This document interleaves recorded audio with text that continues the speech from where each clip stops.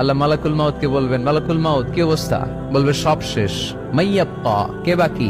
মালাকুল মাউত বলবে জিনেরা বাকি, যাদেরকে দেখা যায় না। আল্লাহ বলবেন জিনদেরকেও শেষ করে ফেলো, রুহু কবজ করো। মালাকুল মাউত আজরাইল জিনদের রুহু কবজ করবে। আল্লাহ এবার জিজ্ঞেস করবে, ইয়া মালাকাল মাউত আখবিরনি মাইয়াব্বা, এবার বলো আর কে বাকি? মালাকুল মাউত বলবে, আল্লাহ মানুষগুলো সব শেষ, জিনগুলাও শেষ, এবার বাকি ইবলিস শয়তান। কে বাকি? ইবলিসরেও শেষ করো, ইবলিসও শেষ। আল্লাহ আবার জিজ্ঞেস করবেন, ইয়া মালাকাল মাউতি মাইয়াব্বা, আর কে বেঁচে আছে বলো? মালাকুল মাউত বলবে, আল্লাহ আপনার কথা অনুযায়ী পৃথিবীর সব মানুষের রুহু কবজ করলাম, সব জিনদের রুহু কবজ করলাম, ইবলিসের রুহু কবজ করলাম, এখন আছে শুধু ফেরেশতা। আছে কারা? যাও ফেরেশতাদের রুহু কবজ করো। ফেরেশতাদের রুহু কবজ হয়ে যাবে। এবার আল্লাহ জিজ্ঞেস করবেন, ইয়া মালাকাল মাউত আখবিরনি মাইয়াব্বা। মালাকুল মাউত বলবে, আল্লাহ আপনার কথা মতো ধরে ধরে সব শেষ, ফেরেশতাও শেষ, 4 জন ছাড়া। কয়জন ছাড়া? জোরে বলেন, কয়জন ছাড়া?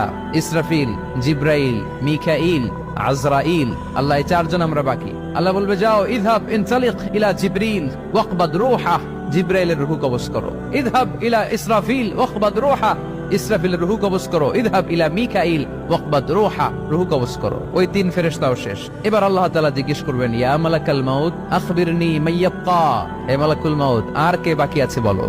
মালাকুল মাউত বলবে, আল্লাহ আপনার কথা মতো মানুষগুলো শেষ, জিনগুলো শেষ, ইবলিস শেষ, আমার বাকি 3 ভাই ইসরাফিল, মিকাইল, জিব্রাইলও শেষ, শুধু আমি, শুধু আমি। আল্লাহ বলবেন, কেউ নাই? মালাকুল মাউত বলবে, না আল্লাহ কেউ নাই। এবার আল্লাহ তাআলা বলবেন, মালাকুল মাউত তুমি তো সবাই রে মারছো, এবার তুমি মরো, এবার তুমি মরো, তুমি মরো। শোনার সাথে সাথে মালাকুল মাউতের কাঁপুনি ছুটে যাবে, খিচুনি এসে যাবে ভয়ে। আল্লাহ বলবেন, কাঁপুনি দিয়ে তো লাভ নাই, কারণ কুল্লু নাফসিন যায়িকাতুল। রাব্বুল আলামিন বলবেন, মালাকুল মাউত কেঁদো না, এটাই দুনিয়ার বিধান, আমি আল্লাহর দেয়া বিধান, এটাই, জন্মালেই মরতে হয়। যাও জান্নাত জাহান্নামের মাঝখানে একটা জায়গা আছে, জায়গাটার নাম হলো আরাফ। এই আরাফের মধ্যখানে যে দাঁড়া, ওখানে যে মালাকুল মাউত কাঁপতে থাকবে। মালাকুল মাউত বলবে, আল্লাহ সৃষ্টির শুরুতে যদি জানতাম, সৃষ্টির শুরুতে যদি জানতাম সবাইকে মৃত্যুদান করার পরে, রুহু কবজ করার পরে আমাকেও মরতে হবে, তাহলে এই কঠিন দায়িত্বের ব্যাপারে আপনার কাছে ক্ষমা চাইতাম। আজকে আমারও যে ভাগ্য বরণ করে নিতে হবে সৃষ্টির শুরুতে, আমি এটা কল্পনাই করতে পারি নাই। আল্লাহ বলবেন, নো টক, মুত ইয়া মালাকাল মাউত, মর, মরে যা, মুত, মরে যাও। বলার সাথে সাথে মালাকুল মাউত এক বিকট চিৎকার হাঁকিয়ে মরে যাবে। মালাকুল মাউতের চিৎকারটা সেদিন এত ভয়ঙ্কর হবে, বিষ্ণু ইসা ইসলাম বলেন, ওই চিৎকারের আওয়াজ যদি পৃথিবীর মানুষেরা কান দিয়ে শুনতে পেত, তাহলে কিয়ামত সংগঠিত হওয়ার জন্য আলাদা করে ইসরাফিলের সিঙ্গার প্রয়োজন হতো না। ওই চিৎকারের আওয়াজে প্রতিটা মানুষ কানের পর্দা ফেটে ওই জায়গায় লাশ হয়ে পড়ে যেত। এবার ডানে বায়ে সামনে পেছনে উপরে নিচে কেউ নাই, একজন ছাড়া। জোরে বলতে হবে, তিনি কে? আল্লাহ তখন পৃথিবীকে একটা ডাক দিবেন, বলবেন, ইয়া দুনিয়া আইনা আনহারুকি, এই পৃথিবী তোর নদীগুলো কোথায়? ইয়া দুনিয়া আইনা আশজারুকি, এই পৃথিবী তোর গাছগুলো কোথায়? বটতলা। ইয়া দুনিয়া আইনাল জিবাল, তোর বড় বড় মাউন্ট এভারেস্ট পাহাড়, আলাস্কা পর্বতমালা, আলপস পর্বতমালা, এগুলো কোথায়? তুর পাহাড় আজকে কোথায়? ইয়া দুনিয়া আইনাল মুলুক, রাজা বাদশারা কোথায়, যারা ক্ষমতার দাপটে পা জমিনে ফেলতে চাইতো না? আইনাল জাবাবেরা, অত্যাচারী স্বৈর শাসকগুলো আজকে কোথায়? কোথায় আজকে? কোনো আওয়াজ নাই। আল্লাহ তখন হুঙ্কার দিয়ে বলবেন, লিমানিল মুলকুল ইয়াউম, who belongs the kingdom today. Allah চিৎকার দিয়ে বলবেন, আজকে ক্ষমতা কার? আওয়াজ করে বলেন, সেদিন ক্ষমতা কার? আল্লাহ সেদিন প্রশ্ন করে নিজেই নিজের প্রশ্নের উত্তর দিবেন, লিমানিল মুলকুল ইয়াউমা লিল্লাহিল ওয়াহিদিল কাহ্হার।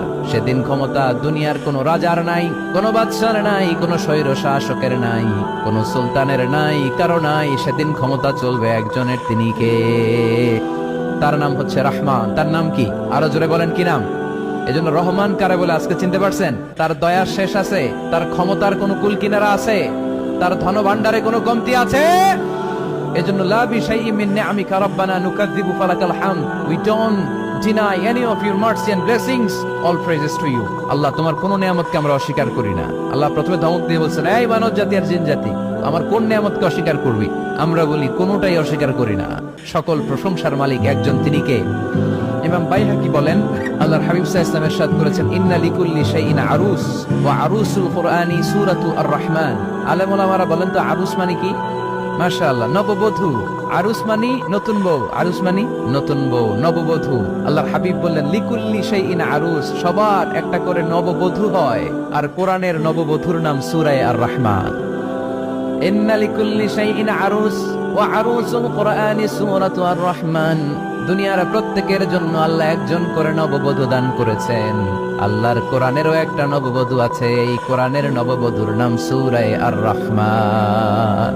কোরআনের নববধূ, কোরআনের নতুন বউ, কোরআনের নতুন বউ। কেন আল্লাহ এত সূরা থাকতে, 114টা সূরা থাকতে আর রহমানকে কোরআনের নববধূ বললেন? এর কারণ নববধূ যেমনি বাসর রাতে হাতে পায়ে আলতা মেখে, বেনারসি শাড়ি পরে, জুয়েলারি অর্নামেন্টস পরে, পার্লারিং করে, মেকআপ করে হাজবেন্ডের জন্য নিজেকে উজাড় করে সাজায়, ঠিক তেমনি আল্লাহ তাআলা এই দুনিয়াতে আমাদেরকে কি নিয়ামত দিয়েছেন আর